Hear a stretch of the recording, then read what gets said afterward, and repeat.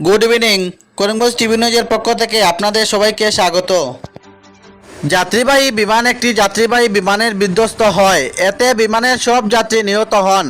Pilot of cabin সহ ৬২ জন নিহত হন। বিমান থেকে গুয়ারুল হুসের দিকে যাচ্ছিল ব্রাজিল যাওয়ার পথে সংঘটিত হয় দুর্ঘটনাটি।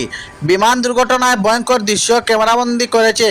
উড়নের পরপরই নিয়ন্ত্রণ হারিয়ে ফেলে বিমানটি একটি আবাসিক এলাকার কাছে বিমানটি বিধ্বস্ত হয়।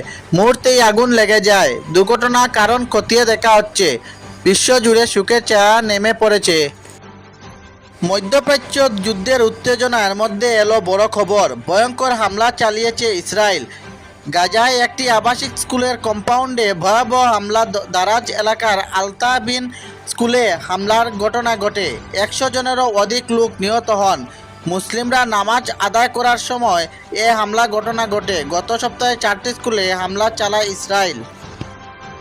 রাজ্যের লক্ষ লক্ষ সুবিধার জন্য এটি একটি বড় খবর। প্রতিবন্ধী পেনশন এবং বার্ধক্য পেনশন সুবিধাভোগীদের জন্য রয়েছে বড় খবর। তারা আজ কোনো টিমের তহবিল পান না, তবে 10 তারিখের পরিবর্তে 12 আগস্ট থেকে পাওয়া যাবে। শনিবার ও রবিবার একসঙ্গে হওয়ার তহবিল বিতরণে বিলম্ব হবে। সুবিধাভোগীদের জন্য জরুরি ঘোষণা দিয়েছেন মুখ্যমন্ত্রী। বাংলাদেশের 52টি জেলায় সংখ্যালঘু হিন্দু নাগরিক করা নির্যাতিত হয়েছে। হাজার হাজার সংখ্যালঘু হিন্দু আজ বাংলাদেশের রাজধানী ঢাকায় দুলা দেবে। শাহবাগে হিন্দু সংখ্যালঘুদের নিপীড়নের বিরুদ্ধে প্রতিবাদ করতে আপনার ভয় না পাওয়ার অনেক কারণ রয়েছে। বাঙালি, খ্রিস্টান, বৌদ্ধ এবং অন্যান্য সংখ্যালঘু নাগরিক করা প্রতিবাদ জানায় ঢাকায় সেনাবাহিনীর করা নিরাপত্তা। অন্তর্বর্তী সরকারের প্রধান উপদেষ্টা মোহাম্মদ ইউনূসের কাছে সংখ্যালঘু নাগরিকদের চিঠি। থানা আছে কিন্তু পুলিশ নেই। বাংলাদেশের আইন শৃঙ্খলার অবনতি ঘটেছে।